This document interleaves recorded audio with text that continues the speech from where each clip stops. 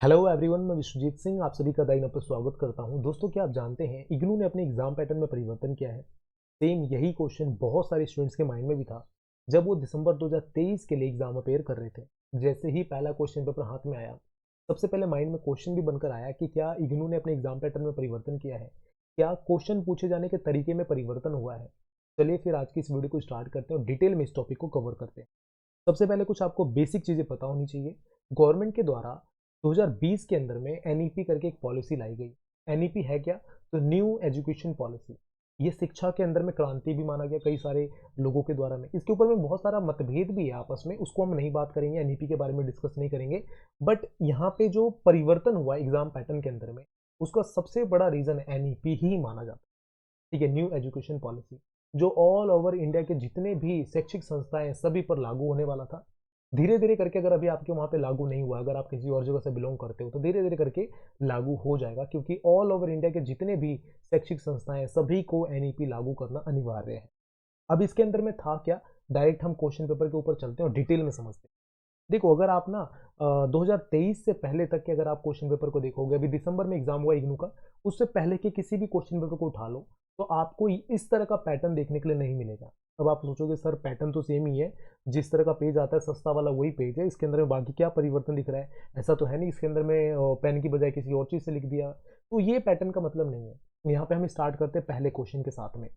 पहले क्वेश्चन के अंदर में पूछा गया है, इतिहास लेखन में वस्तुपरकता को चुनौती देने वाले मुख्य विचारों पर एक लेख लिखिए। क्या आप सहमत हैं कि इतिहास लेखन में वस्तुपरकता संभव है? इस क्वेश्चन को आपको दो पार्ट में बांटना है। पहला पार्ट जहां पे हम बात करते हैं वस्तुपरकता की चुनौती देने वाले विचारों पर लेख लिखिए। सिंपल सा क्वेश्चन है, आपने जो पढ़ा है उसके बारे में बताना है कि कौन कौन से इतिहासकारों ने क्या बोला है, उसके ऊपर प्रॉपर एक लेख लिखकर दे देना है। पर यहाँ पे जो दूसरा पार्ट है, जो सेकंड पार्ट है, उसमें पूछा जा रहा है कि क्या आप सहमत हैं कि इतिहास लेखन में वस्तुपरकता संभव है।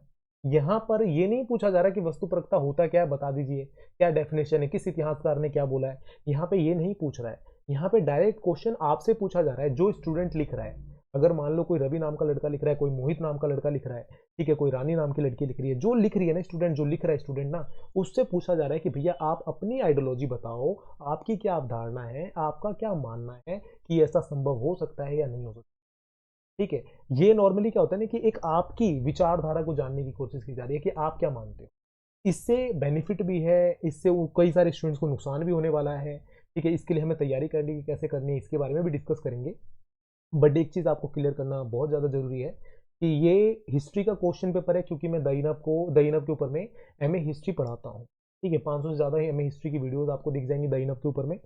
पर इसका मतलब ये नहीं है कि सिर्फ ये वीडियो एमए हिस्ट्री के स्टूडेंट्स के लिए ही रहने वाली है। ये सभी स्टूडेंट के लिए इंपॉर्टेंट है। ये जो परिवर्तन अभी आप देख रहे हो सिर्फ एमए हिस्ट्री के अंदर में मैं बता रहा हूँ, तो एमए हिस्ट्री के नज़र में आएगा। पर अगर आप अपने क्वेश्चन पेपर को देखोगे तो उसके अंदर में भी सेम परिवर्तन आपको देखने के लिए मिल जाएगा। ठीक है, तो मैं रिक्वेस्ट करूंगा आप सभी व्यूवर्स से कि इस वीडियो को अपने दोस्तों तक भी शेयर करना, अपने ग्रुप में भी शेयर करना, जिससे उनको भी इस वीडियो के बारे में जानकारी मिल सके और वो भी आगे से अपने जो स्टैटिक्स था, किस तरीके से स्टडी करना है, स्ट्रैटेजी थी, उसके अंदर में परिवर्तन कर सके और उसके हिसाब से तैयारी कर सके। अब देखो यहाँ पे ना नॉर्मल सी मैं बात करूं तो क्वेश्चन ऑफ नेचर में परिवर्तन हुआ, क्वेश्चन ऑफ पैटर्न में परिवर्तन हुआ कि क्वेश्चन का पैटर्न किस प्रकार से, क्वेश्चन का नेचर किस प्रकार से है। अगर आप पुराने क्वेश्चन पेपर को उठाओगे, दिसंबर 2023 से पहले का क्वेश्चन पेपर ले लो इग्नू का, अभी जून में एग्जाम हुआ था, जून का क्वेश्चन पेपर ले लो इग्नू का, सेम क्वेश्चन पेपर लेकर आ जाओ एमएचएल 03 का, तब आप वहां पे ये देखोगे कि जो क्वेश्चन ऑफ नेचर था, क्वेश्चन ऑफ पैटर्न था, उसमें क्वेश्चन डायरेक्ट बुक से पूछा जाता था कि बुक के अंदर में ये क्या लिखा हुआ है बताओ। ठीक है, ये पूछा जाता था। ठीक है, अकबर का शासनकाल कब तक रहा, ये बुक से क्वेश्चन था। अगर आपके बुक से क्वेश्चन की बजाय आपसे डायरेक्ट पूछा जाए कि अकबर के शासनकाल में, ठीक है, किस तरह की व्यवस्था था, आपका क्या मानना है कि मतलब अकबर का शासनकाल में किस तरह से राज्य का विस्तार हुआ, मुगल क्या सच में फल फूल रही थी, आप अपने विचारों में बताइए। तो मतलब वो आपकी आइडियोलॉजी क्या है, आपने पढ़ा, उसको समझा, पढ़ने समझने के बाद आपका क्या लगता है कि क्या हुआ था क्या नहीं हुआ था, वो आपको बताना है। ठीक है, तो ये मतलब ना क्वेश्चन का पैटर्न में परिवर्तन हुआ, जबकि पहले जो पूछा जाता था ना कोई भी क्वेश्चन, तो डायरेक्ट क्वेश्चन स्टूडेंट से ना पूछकर बुक से पूछा जाता था कि इस बुक के अंदर में क्या लिखा गया है, सामंतवाद होता क्या है। ठीक है, सामंतवाद कहते किसे हैं, सामंतवाद का पतन हुआ कैसे, ये पूछा जाता था। पर जो अब नया पैटर्न है, जो न्यू एजुकेशन पॉलिसी के तहत जो परिवर्तन किया गया ना, उसका क्या कारण है वो भी हम बात करेंगे। जो नया पैटर्न है उसके अंदर में क्या हुआ कि क्वेश्चन डायरेक्ट स्टूडेंट से पूछा जा रहा है। ठीक है, क्वेश्चन को पार्ट्स में बांट दिया गया, डायरेक्ट स्टूडेंट से पूछा जा रहा है कि भैया सामंतवाद अगर पतन हो रहा है तो आपके हिसाब से क्या रीजन हो सकता है सामंतवाद के पतन होने का, आप अपना रीजन बताइए। बुक वाला तो हमें पता है क्योंकि हमने छापा है बुक। ठीक है, इग्नू अगर बुक छपवा रहा है तो उसको तो पता ही है ना भैया कि बुक में क्या लिखा हुआ है, पर बुक का नहीं जानना, मुझे आपकी आइडियोलॉजी जाननी है कि आपका क्या मानना है। ठीक है, तो इस तरीके से ये परिवर्तन किया गया है और धीरे धीरे देखोगे ना, जितने भी क्वेश्चन आप देख लो इसके अंदर में, सेकंड क्वेश्चन परंपराओं के ऊपर में चर्चा कीजिए। ठीक है, इतिहास लेखन की विवेचना कीजिए। तो धीरे धीरे ना अपडेट किया जा रहा है कि जो क्वेश्चन के पैटर्न है ना, ठीक है, आंसर राइटिंग का परिवर्तन हो, किस तरह से आंसर आपको लिखना है उसके तरीके में परिवर्तन करने की कोशिश की जा रही है। साथ ही साथ नेचर ऑफ क्वेश्चन के अंदर में परिवर्तन करने की कोशिश की जा रही है। और ऐसा नहीं है कि जो ये परिवर्तन है ना सभी क्वेश्चन के अंदर में आपको देखने के लिए मिलेगा। ठीक है, कुछ क्वेश्चन के अंदर में ही डाला गया कि ये परिवर्तन होने वाला है। ठीक है, ऐसा नहीं है कि सभी क्वेश्चन, जितने भी क्वेश्चन आने वाले हैं सभी के अंदर में परिवर्तन देखने के लिए मिल जाएगा आपको, ऐसा कुछ नहीं है। ठीक है, धीरे धीरे ना सभी क्वेश्चंस को अपडेट किया जा रहा है और कुछ क्वेश्चन के अंदर में ये परिवर्तन डाला गया है। ठीक है, जो ये चीजें देखने के लिए मिल रही है ना, क्वेश्चन ऑफ नेचर में जो परिवर्तन है वो धीरे धीरे करके अब इंप्लीमेंट किया जा रहा है। और यहाँ पे सिर्फ मैंने एग्जाम्पल MHI 03 का, जो MA हिस्ट्री का सब्जेक्ट है सेकंड ईयर का, उसका मैं लेके चल रहा हूँ। बट अगर आप MA हिस्ट्री के स्टूडेंट हो तो आपने जो भी अभी तक एग्जाम दिया ना, चाहे MHI 03 की दिया हो, 6 का दिया हो, 9 का दिया हो, 8 का दिया हो या 10 का दिया हो, आप कोई सा भी क्वेश्चन पेपर उठाकर देख लो, आपको एक या दो क्वेश्चन ऐसे मिल जाएंगे जो डायरेक्ट आपसे पूछा जा रहा है कि आप बताओ एक स्टूडेंट पर्सपेक्टिव क्या है, आपका क्या मानना है। वहाँ ये मैटर नहीं कर रहा कि विश्वजीत नाम का लड़का एग्जाम दे रहा है या रवि नाम का लड़का दे रहा है या हिमांशु नाम का लड़का दे रहा है या हिमांशी नाम की कोई लड़की दे रही है। वो उसको मतलब ये है, जो एग्जाम जो क्वेश्चन पूछ रहा है उसको मतलब ये है कि उस स्टूडेंट की क्या आइडियोलॉजी है इस टॉपिक को लेकर, आप बताइए इससे होगा क्या, इसका बेनिफिट क्या। चलिए अब बेनिफिट पे बात करते हैं। ठीक है, क्योंकि बेनिफिट को जानना भी बेहद ज़्यादा जरूरी है। अगर आपको, मैंने ये बता तो दिया कि इस तरह से परिवर्तन हुआ, पर इसका बेनिफिट क्या है अगर आपको पता नहीं होगा, कारण क्या है, क्यों किया गया, तो ये नहीं पता होगा तो बहुत बड़ी प्रॉब्लम की बात है।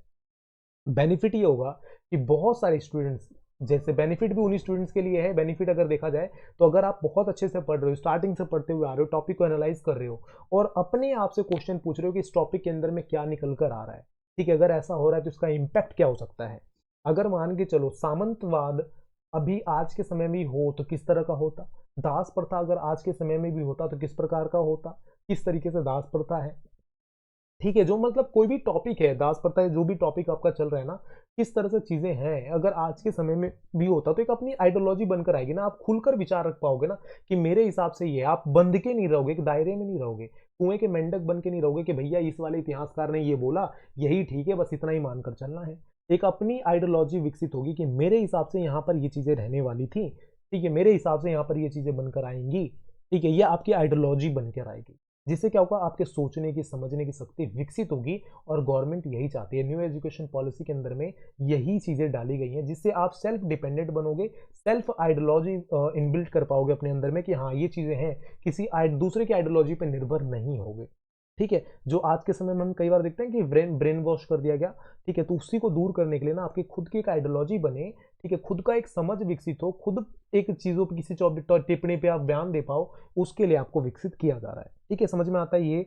और रीजन क्या है इसको विकसित करने का, भैया न्यू एजुकेशन पॉलिसी है उसको लागू करना है।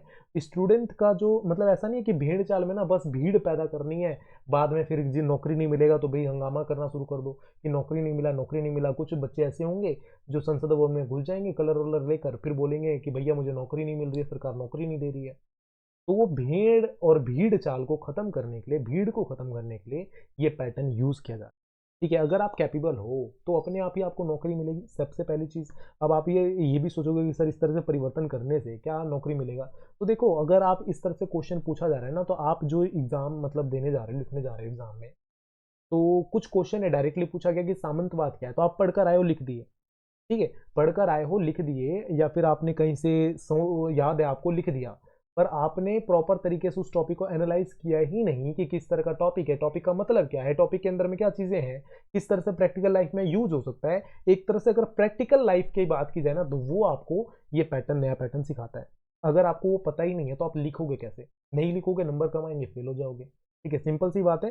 तो यहाँ पर आपको अच्छे तरीके से पढ़ने के लिए आप स्टडी से इंगेज रहो, पढ़ते रहो, साथ में उसके जुड़े रहो। ठीक है, स्टडी का मतलब समझो, न्यू एजुकेशन पॉलिसी को इसलिए लाया गया। ठीक है, समझ में आ रहा है। अगर आपके माइंड में इस टॉपिक से रिलेटेड कोई और भी क्वेश्चन हो तो आप उनसे पूछ सकते हो डायरेक्टली। हमारे सभी सोशल मीडिया प्लेटफॉर्म के लिंक डिस्क्रिप्शन में दिए हुए हैं, वहाँ से डायरेक्टली आप उसे ज्वाइन कर सकते हो, डायरेक्टली हमसे क्वेश्चन पूछ सकते हो। और वीडियो के एंड में आप सभी स्टूडेंट से रिक्वेस्ट करूँगा कि नीचे में एक ना लिंक दिया हुआ है, नंबर दिया हुआ है, आप चाहें तो हमें डोनेट कर सकते हैं। और आपका एक एक डोनेशन जो होगा ना, चाहे जो भी अमाउंट आप डोनेट करने वाले हैं, वो बहुत ज़्यादा हेल्पफुल रहेगा हमारे सपोर्ट के लिए। हम उसको यूज़ कर पाएंगे वीडियोस बनाने के लिए, आगे आपके आपको इन्फॉर्मेशन के लिए, जिससे आपके पास जो भी इन्फॉर्मेशन पहुंचे, जो भी आप वीडियोस देख रहे हो अपने एजुकेशन से रिलेटेड, वो टाइम से पहुंच सके और अच्छे से पहुंच सके। ठीक है, उसके लिए हम वर्क करेंगे। तो आपका सपोर्ट की हमें ज़रूरत है, तो प्लीज़ सपोर्ट ज़रूर करें। एंड यहाँ पे वीडियो एंड करने के साथ साथ मैं यही बोलूँगा कि एक क्वेश्चन यहाँ पे हमने छोड़ कर जा रहे हैं कि हमें तैयारी कैसे करनी है इसकी। तैयारी करने के लिए सिंपल सा तरीका यही है कि आपको अपने आप को इम्प्रूव करने की ज़रूरत रहेगी। ठीक है, जब भी आप कोई क्वेश्चन पढ़ रहे हो ना, जब भी आप कोई चैप्टर पढ़ रहे हो, तो वहाँ पर उस टाइम पर आपको अपने आप से भी क्वेश्चन पूछने की ज़रूरत है कि अगर इस सिचुएशन में ऐसा है तो ऐसा क्यों नहीं। ठीक है, वो जब क्वेश्चन पूछना शुरू करोगे ना आप, तब समझो आप ये जो न्यू एजुकेशन पॉलिसी है ना, उसका एक ना बैरियर तोड़ के हुए आगे निकल रहे हो। आप उस चीज़ को समझ चुके हो कि गवर्नमेंट क्या चाहती है। जब तक आप अपने आप से क्वेश्चन नहीं पूछोगे, तब तक आप ना मतलब भीड़ चाल वाले ही चल रहे हो। ठीक है, जब भी आप कोई टॉपिक पूछ रहे पढ़ रहे हो ना, तो उस टाइम पर सबसे ज़रूरी चीज़ क्या है कि क्वेश्चन रेज करना, अपने आप से क्वेश्चन पूछना कि मेरे हिसाब से क्या चीज़ हो रहा है। ठीक है, अगर ऐसा नहीं तो ऐसा क्यों। ठीक है, अगर इस तरह से है तो क्या हो सकता है, मेरी आइडियोलॉजी क्या है, अपनी खुद की एक आइडियोलॉजी विकसित करने की कोशिश करना है। ये मेन मोटिव भी है और यही आपको करना है। अगर आपने ऐसा स्टार्ट किया, तब आपके नंबर भी अच्छे आएंगे, आपको अपने अंदर में इंप्रूवमेंट भी दिखेगी और आप अच्छे से डील भी कर पाओगे। और सबसे बड़ी प्रॉब्लम उन स्टूडेंट्स के लिए होने वाली है जो सोचते हैं ना कि इग्नू से एडमिशन ले लिया, डिस्टेंस लर्निंग से पढ़ रहे हैं, यार ऑनलाइन ही तो पढ़ना है, क्लास क्या लेना, इन ऐप के ऊपर में वीडियोस डली हुई हैं और भी बहुत सारी चीज़ें हैं। ठीक है, लास्ट टाइम पे पढ़ लेंगे, लास्ट 5 ईयर की वीडियोस सर बनाते हैं, उसको देख लेंगे, नंबर आ जाएंगे। बट अब ये नंबर नहीं आने वाला है, क्योंकि जब तक आप स्टार्टिंग से नहीं पढ़ोगे, टाइम नहीं दोगे, तब आपको प्रॉब्लम फेस करने के लिए मिलेगा। इसका सबसे बड़ा रीजन है क्या है, nature of question, pattern of question, content of question के अंदर में परिवर्तन किया गया है। आंसर लिखने के तरीके में भी परिवर्तन हुआ है, तो उसके बारे में भी बात करेंगे कि अब इस पैटर्न के साथ में आपको आंसर कैसे लिखना है, इसके बारे में डिटेल में डिस्कस करने वाले किसी और वीडियो के अंदर में। तो चलिए आज के इस वीडियो को यहीं पे समाप्त करते हैं, मिलते हैं अगले वीडियो के अंदर में। रिक्वेस्ट यही रहेगा कि आप हमारे चैनल को लाइक शेयर सब्सक्राइब जरूर करें और इस वीडियो को अपने दोस्तों तक भी पहुंचाएं, अपने ग्रुप में भी शेयर करें, जिससे वो भी इस इंफॉर्मेशन का लाभ उठा सके। चलिए bye bye, take care, all the best.